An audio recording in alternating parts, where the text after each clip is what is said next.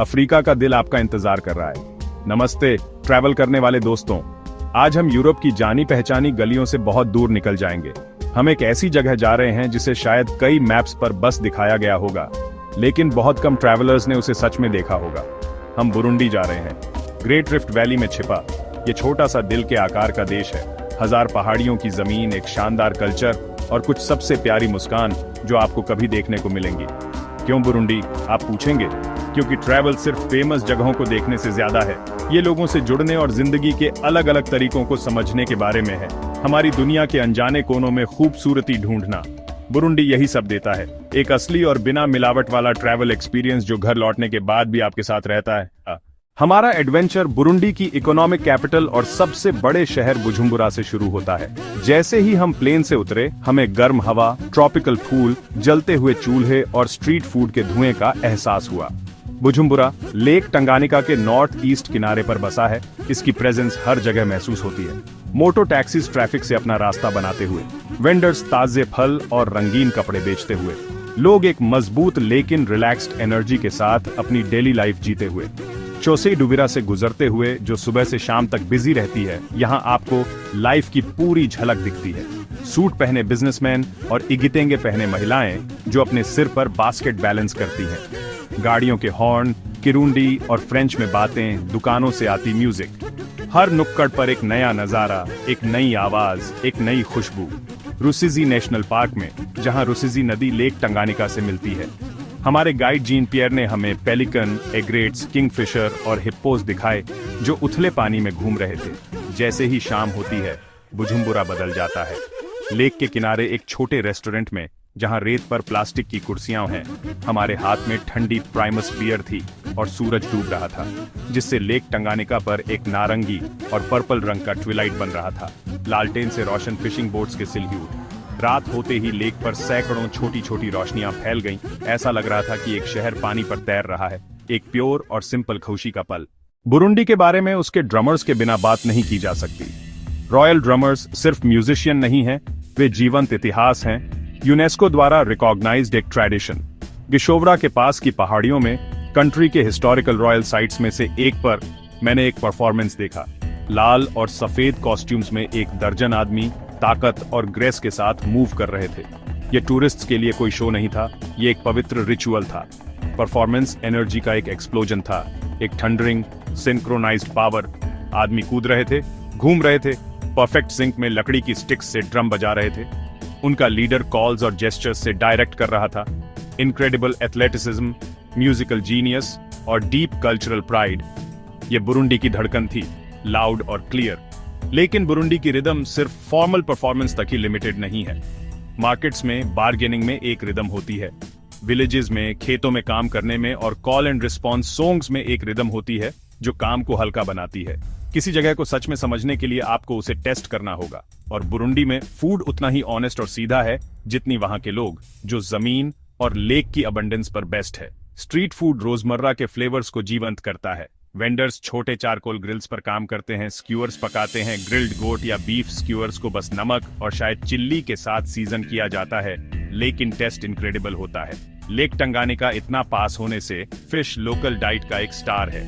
एक रात मुझे एक पूरी ग्रिल्ड मुकेके सर्व की गई। लेक की एक नेटिव फिश जिसे ओपन फायर पर फ्राइड प्लैंटेन्स और लाइम के साथ पकाया गया था, डेलिकेट और स्वीट मीट स्मोकी फ्लेवर के साथ। बेस्ट फूड एक्सपीरियंस एक विलेज फैमिली के साथ खाना शेयर करने के लिए इनवाइट किया जाना था। उन्होंने एक फीस्ट तैयार किया, गोट स्टू, राइस, बीन्स और बॉइल्ड प्लैंटेन्स। हमने एक साथ खाया, लैंग्वेज बैरियर्स के बावजूद स्टोरीज और लाफ्टर शेयर किए। यह एक पावरफुल रिमाइंडर था कि फूड सिर्फ न्यूट्रिशन से बढ़कर है। ये कम्युनिकेट करने, कल्चर शेयर करने और लव दिखाने का एक तरीका है। वह खाना बुरुंडी में मेरे द्वारा खाई गई सबसे डिलीशियस चीज थी, न केवल फ्लेवर्स के लिए बल्कि उस जनरसिटी और वार्मथ के लिए जिसके साथ इसे सर्व किया गया था। लेक टंगानिका सिर्फ एक लेक नहीं है, ये पश्चिमी बुरुंडी की जान है। ये दुनिया की दूसरी सबसे पुरानी, दूसरी सबसे गहरी और सबसे लंबी फ्रेश वाटर लेक है। इसकी विशालता को समझ पाना मुश्किल है। इसके किनारों पर खड़े होकर ऐसा लगता है जैसे आप किसी समंदर को देख रहे हो। मैंने एक दिन बोट से एक्सप्लोर करते हुए बिताया, बुजुम्बुरा से साउथ में कोस्ट के साथ साथ सेल करते हुए। लैंडस्केप बहुत इंप्रेसिव था।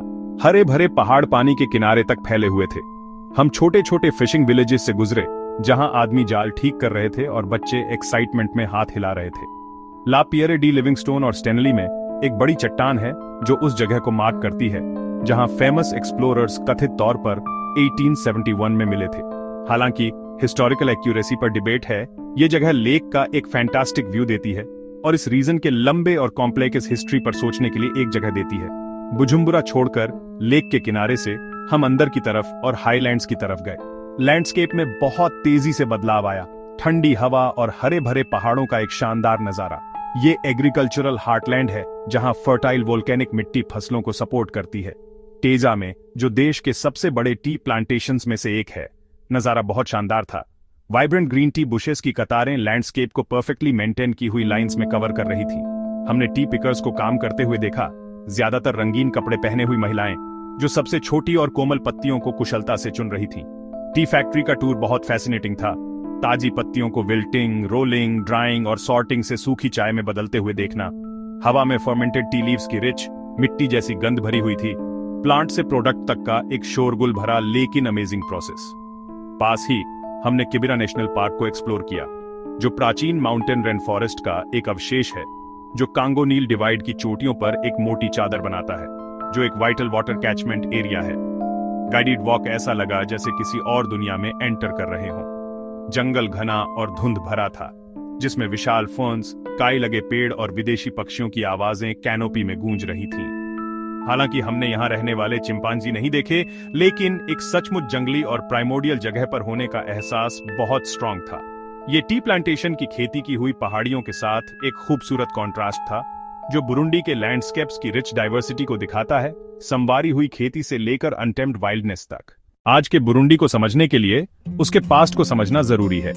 सदियों तक बुरुंडी मवामी नाम के राजा के अंदर एक किंगडम था। कॉलोनियल पीरियड से बहुत बड़ा चेंज आया। पहले जर्मनी, फिर बेल्जियम ने रवांडा यूरुंडी नाम के एरिया को कंट्रोल किया। आजादी के बाद के सालों में एथनिक वायलेंस और अस्थिरता का बुरा दौर आया।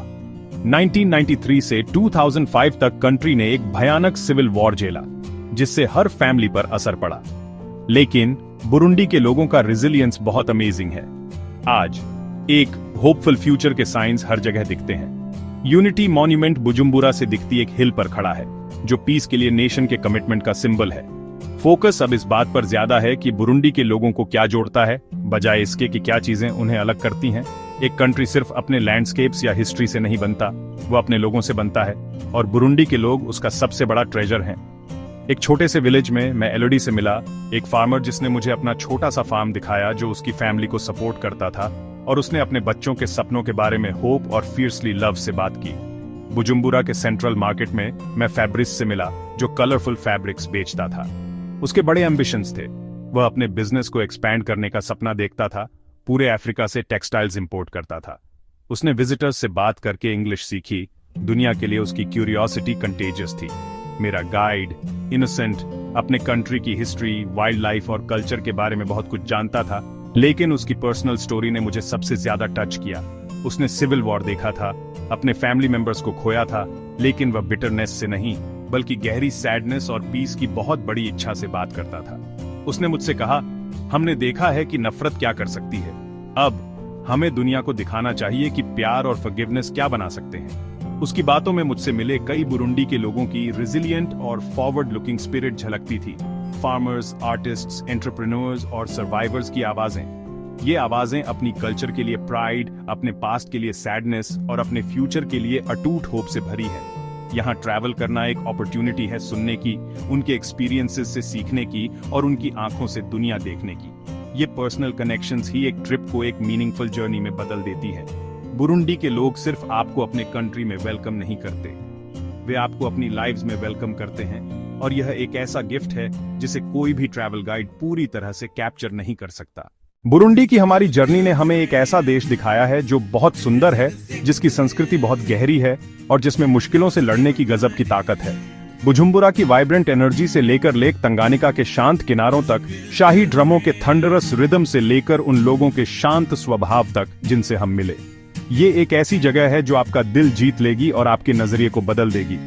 ये इस बात की याद दिलाता है कि सबसे बढ़िया ट्रैवल एक्सपीरियंस अक्सर टूरिस्ट रास्तों से दूर मिलते हैं। ऐसी जगहों पर जो हमें सिर्फ दर्शक नहीं बल्कि और ज्यादा कुछ बनने के लिए कहती हैं, जिज्ञासु बनने के लिए, खुले विचारों वाले बनने के लिए और इंसानी लेवल पर कनेक्शन बनाने के लिए। बुरुंडी एक ऐसी जर्नी का परफेक्ट एग्जाम्पल है जो मायने रखती है। इस तरह की जर्नी हमें सिखाती है कि हमारी दुनिया उतनी बड़ी या डरावनी नहीं है जितनी हम सोचते हैं। ये हमें दिखाती है कि हर जगह के लोग एक जैसी बेसिक उम्मीदें और सपने शेयर करते हैं, अपने परिवार के लिए, शांति के लिए, एक बेहतर कल के लिए। अपने कंफर्ट जोन से बाहर निकलकर और बुरुंडी जैसी जगहों को एक्सप्लोर करके हम न सिर्फ अपनी जिंदगी को बेहतर बनाते हैं बल्कि समझ के पुल भी बनाते हैं। हम सिर्फ फोटो लेकर घर वापस नहीं आते, हम कहानियां, दोस्ती और अपने शेयर्ड प्लैनेट के लिए एक गहरी समझ लेकर घर आते हैं। बुरुंडी की स्पिरिट मेरे साथ लंबे समय तक रहेगी। तो अफ्रीका के इस एक्स्ट्रॉर्डिनरी कॉर्नर में अपनी एडवेंचर को खत्म करते हुए मेरा आपसे एक सवाल है, आप आगे कहां जाना चाहते हैं? कौन सा कम जाना पहचाना देश या छिपी हुई जगह आपको बुला रही है? क्या कोई ऐसी कल्चर है जो आपको इंट्रीगिंग लगती है? कोई ऐसा लैंडस्केप है जिसे आप देखने का सपना देखते हैं, या कोई ऐसी जर्नी है जिसे आप हमेशा से करना चाहते थे? ट्रैवल एक बातचीत है और मैं आपके विचारों को सुनना पसंद करूंगा। नीचे कमेंट्स में अपनी ड्रीम डेस्टिनेशन शेयर करें। आइए हम एक दूसरे को एक्सप्लोर करने, सीखने और अपनी अमेजिंग दुनिया से जुड़ने के लिए इंस्पायर करें। अफ्रीका के दिल में इस जर्नी में मेरे साथ जुड़ने के लिए धन्यवाद।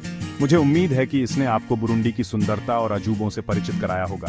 अगर आपको हमारी एडवेंचर अच्छी लगी तो प्लीज इसे लाइक करें और दूसरे ट्रैवलर्स के साथ शेयर करें जो शायद अपनी अगली बड़ी खोज की तलाश में हों। और आने वाले और जर्नी के लिए जुड़े रहने के लिए सब्सक्राइब करना न भूलें। अगली बार तक ट्रैवल करते रहें। ये सबसे अच्छी एजुकेशन है जो आपको मिल सकती है।